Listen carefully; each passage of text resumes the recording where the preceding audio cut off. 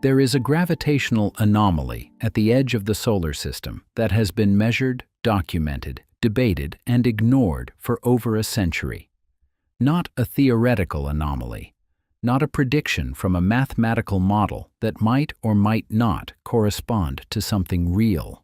A measured disturbance in the orbits of the outermost known planets that has been observed since the 1800s that has prompted some of the most accomplished astronomers in history to dedicate their careers to finding its source, and that remains unexplained today, despite the most advanced observational technology ever pointed at the sky.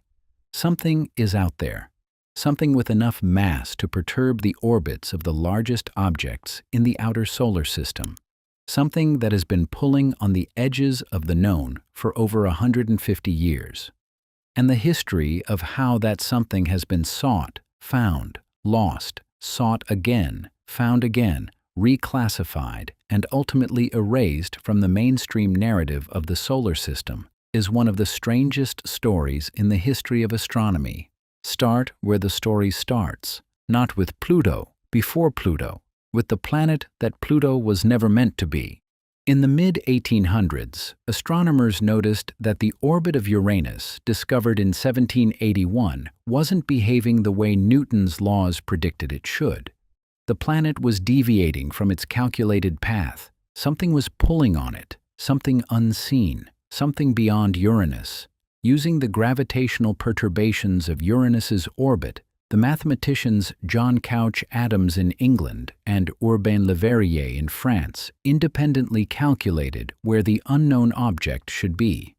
In 1846, Johann Galle pointed a telescope at the coordinates Le Verrier had provided and found Neptune, within 1 degree of the predicted position. The discovery of Neptune through pure mathematical prediction was one of the great triumphs of classical physics. But Neptune didn't solve the problem, not entirely.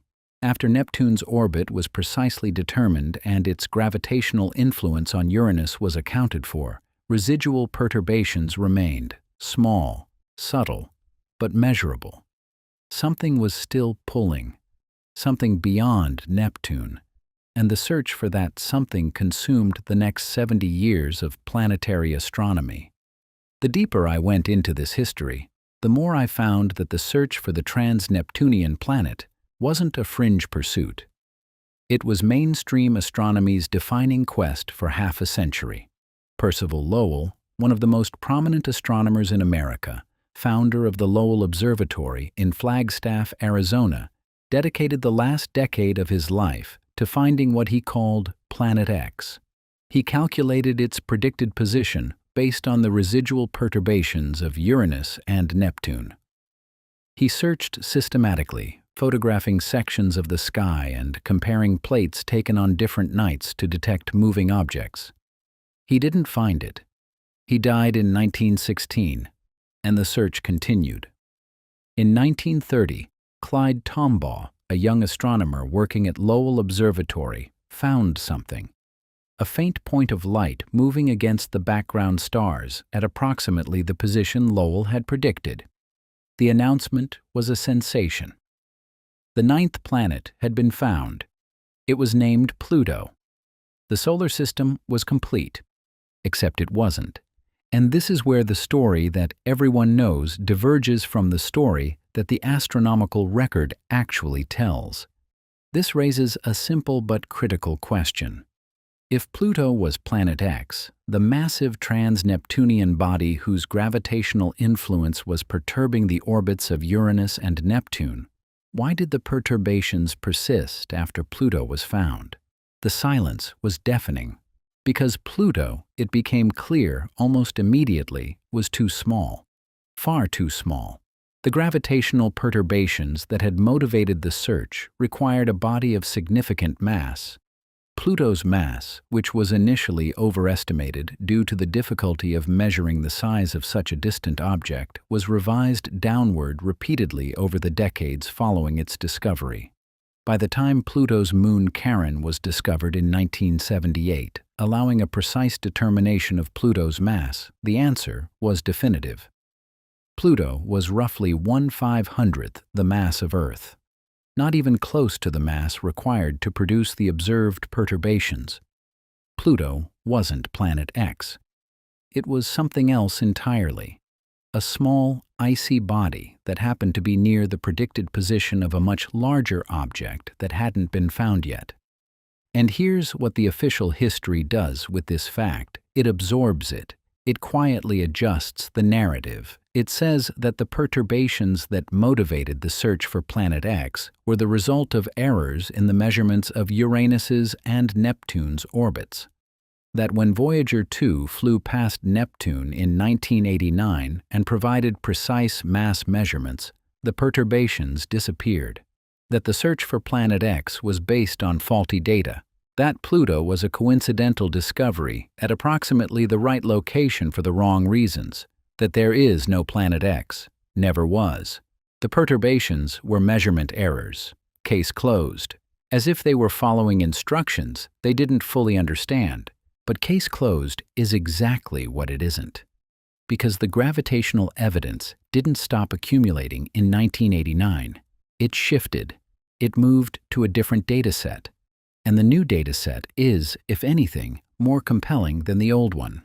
Pull up the research on Sedna, discovered in 2003 by Michael Brown, Chad Trujillo, and David Rabinowitz. Sedna is a trans-Neptunian object with an orbit so extreme, so elongated, so inexplicable by the known gravitational influences of the 8 recognized planets that its discoverers struggled to explain how it got there. Sedna's closest approach to the Sun is over 76 astronomical units. Its farthest point is over 900. Its orbital period is approximately 11,000 years. And its orbit doesn't interact gravitationally with Neptune in any way that could explain its trajectory. Something put Sedna where it is. Something pushed it into an orbit that the known solar system cannot produce. Sedna was the first. It wasn't the last.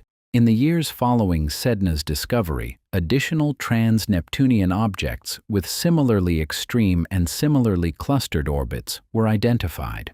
2012, VP113, 2015 TG387. A growing population of objects in the far reaches of the solar system whose orbits share specific characteristics that are statistically improbable unless something is organizing them gravitationally. In 2016, Konstantin Batygin and Michael Brown published a paper in the Astronomical Journal presenting mathematical evidence that the clustered orbits of these distant objects could be explained by the gravitational influence of a planet. A large planet, estimated at 5 to 10 Earth masses, orbiting the Sun at a distance of roughly 400 to 800 astronomical units, with an orbital period of 10 to 20,000 years. A planet so distant and so faint that existing surveys would not have detected it. But a planet whose gravitational signature was visible in the orbits of every extreme trans-Neptunian object discovered in the previous decade. They called it Planet 9. The deeper I went into the Planet 9 research, the more I found that the evidence has been building steadily and that the astronomical community is taking it seriously. Not as speculation, as mathematics. The orbital clustering is statistically significant. The gravitational model is consistent. The predicted mass and orbital parameters are physically reasonable. Multiple independent analyses have confirmed that the probability of the observed orbital clustering occurring by chance is less than 1%. Something is out there. The math says so. Multiple teams agree. And the search is ongoing. But here's where the history becomes strange. Because the search for a massive trans-Neptunian planet didn't begin in 2016. It began in the 1800s. It was pursued for decades by some of the most accomplished astronomers in history. It was the explicit motivation for the search that found Pluto. And when Pluto turned out to be too small, the search wasn't continued with the same intensity. It was quietly closed down. The perturbations were attributed to measurement errors. The question was declared answered, and for over 2 decades, from roughly 1990 to 2014, the idea of a large undiscovered planet in the outer solar system was treated as pseudoscience, as the domain of UFO enthusiasts and Planet X conspiracy theorists, as settled, as closed. The pattern repeats with unsettling precision. A scientific question that was mainstream for a century becomes marginal overnight, not because it was answered, because the answer was declared unnecessary. The perturbations were measurement errors, the search was misguided, there's nothing out there, and anyone who continued to look was operating outside the boundaries of legitimate science, until Sedna, until the orbital clustering, until Batygin and Brown, until the mathematical evidence became impossible to ignore and the question that had been closed for 2 decades was reopened by the same institution that had closed it. Here's where I need you to look at the timeline carefully, because the gap in the search is the most revealing part of the story. From the 1840s to the 1930s, the search for a trans-Neptunian planet was one of the most active areas of astronomical research. Major observatories dedicated telescope time. Major astronomers built careers around it. The search was funded, supported, and institutionally encouraged. Then Pluto was found, and even though Pluto was clearly too small, the search was declared complete. The question was filed away. The telescope time was redirected. The funding moved to other projects. For 60 years, from roughly 1930 to 1990, the search for the actual Planet X effectively stopped, not because the evidence had been resolved, because Pluto had been designated as the answer, even though everyone in the astronomical community knew it wasn't the right answer. The placeholder was accepted. The question was shelved. And during those 60 years, observational technology advanced from photographic plates to CCD sensors to digital sky surveys capable of detecting objects that Percival Lowell's equipment could never have found. The technology to find Planet X improved by orders of magnitude. The search for Planet X was not conducted. Then the question reopened. Through Sedna, through the orbital clustering, through mathematics that forced the astronomical community to confront what Lowell had been looking for a century earlier. The same question, the same mathematical reasoning, the same gravitational logic. Something massive is perturbing the outer solar system, and the current estimates for Planet 9's mass and orbital parameters are remarkably consistent with what 19th century astronomers predicted for the planet they never found. The deeper I went, the more the 60-year gap started to look less like a natural pause in scientific inquiry and more like a suppression, not a conspiracy, a suppression by consensus, by institutional inertia, by the weight of a declared answer that everyone knew was wrong, but that nobody challenged, because challenging it meant reopening a question that the institution had decided was closed. Pluto was the answer. The answer was wrong.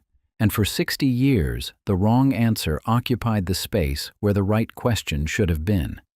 I'm not telling you there's a hidden planet being concealed by a global conspiracy. I'm telling you the gravitational evidence for a massive body in the outer solar system has been accumulating since the 1840s. That the search for that body was one of the most active areas of astronomy for nearly a century. That the search found Pluto, which was the wrong answer. That the wrong answer was accepted as the right answer for 60 years. That during those 60 years, the technology to find the actual object improved by orders of magnitude while the search itself was dormant. That the search has now reopened based on new evidence that confirms the old evidence that was never adequately addressed. I'm asking what's at the edge of the solar system. I'm asking why the search for it was halted for 6 decades despite evidence that the question hadn't been answered. I'm asking why the most powerful telescopes on Earth are only now looking for something that 19th century astronomers knew was there. I'm asking what the gap was for, what those 60 years of not looking accomplished, what might have been found if the search had continued with the same intensity through the decades when the technology to succeed was developing. And I'm asking why, in the entire history of astronomy, the one question that has persisted for the longest and accumulated the most mathematical evidence is the one question that keeps getting closed before it's answered. Go outside tonight. Look at the sky. Look past the visible planets, past Saturn, past the range of your naked eye, into the darkness where the solar system extends for hundreds of astronomical units into the void. Something is out there. The math says so. The orbits say so. The gravitational perturbations that have been measured for over 150 years say so. And the only reason you don't know about it is that for 60 years, nobody was allowed to look.